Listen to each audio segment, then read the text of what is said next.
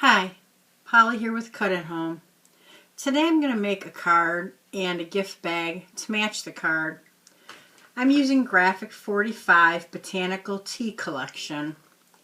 I'm using the 12 by 12 paper pack. They have beautiful papers in here, all very soft, pinks, blues, greens, browns. Very nice collection.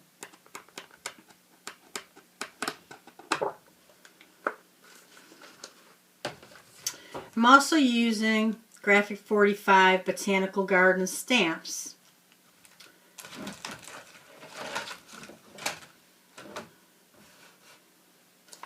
I'm going to be using this stamp here.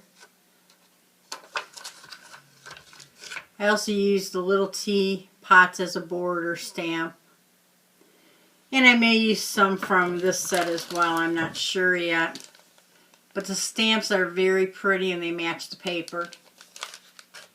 The technique that I'm going to use today is I'm going to use a Versamark stamp pad. I'm going to be stamping my impression with the Versamark onto pattern paper from the Botanical Tea Collection.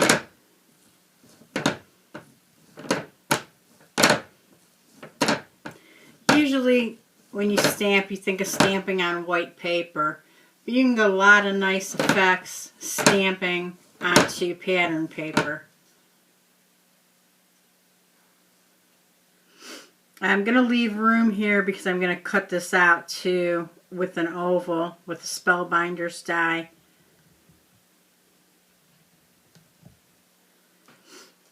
Once I've stamped my image, I'm going to take my Zing embossing powder and sprinkle it on my paper.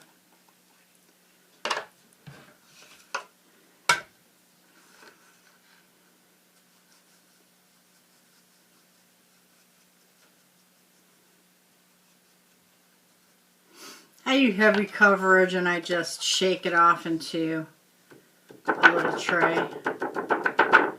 And then this would be a time too, if you have any overage, you can clean that up before you emboss it. Like I have a little bit of overage here and I'll clean that up before I emboss it.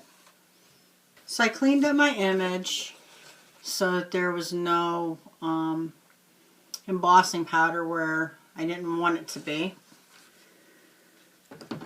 I use my quick stick to do that. This pointed edge works really nice. You can use anything if you have a toothpick or tweezers, something that you can just clean up any residue from your embossing powder. And I'm going to heat emboss this with my heat gun. And I always use a reflective surface that holds heat because it helps with having the embossing powder set. And when you heat emboss, just watch your image. You can see when it starts to set.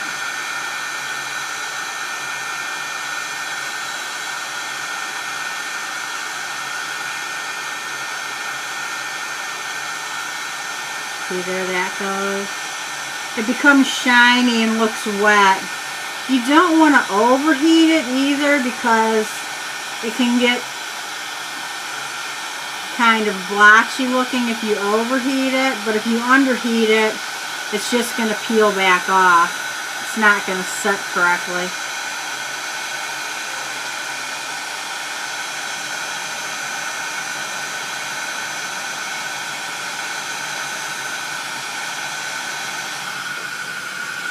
So I just look at my image, make sure that all of it is set.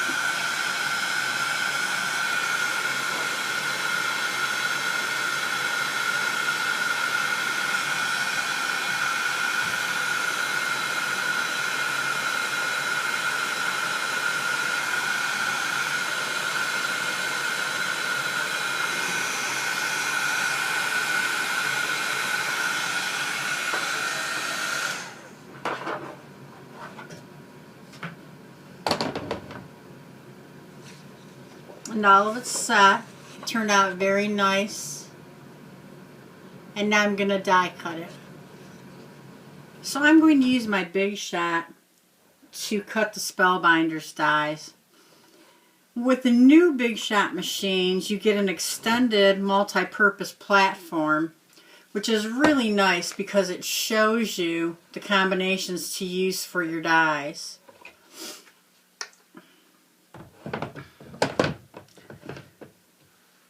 So for the Spellbinders die, you're going to use your platform on the 2 tab, a plate, your die, which I put a little bit of Scotch tape on both sides to hold my die in place where I want it to. Now they do have a magnetic plate that you can buy, which I'm thinking about investing in, which would help you with this. So you put your die on, and then put on your top plate for your sandwich.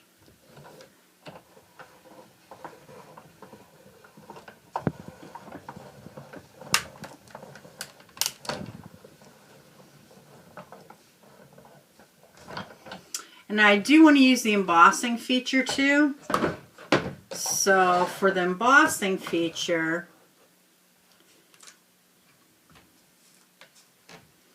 slide this off here. You will need one of the rubber mats. You open this and use tab 1.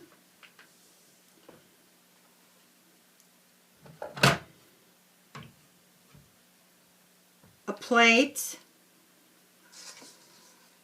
your die, the rubber, and then there's a black plate that goes on top of this. So here's the black plate that goes on top.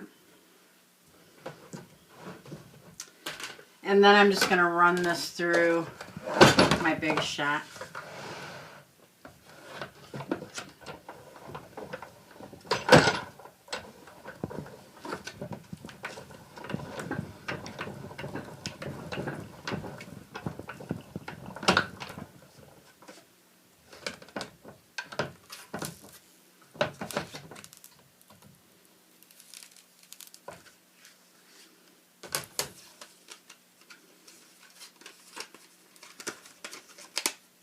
And there's my image. So I've cut out my oval and embossed it and inked the edges. I also cut out a larger oval. This is from Elegant Ovals. This is a new Spellbinder die collection. I'm going to layer those. I inked the edge of my other pieces.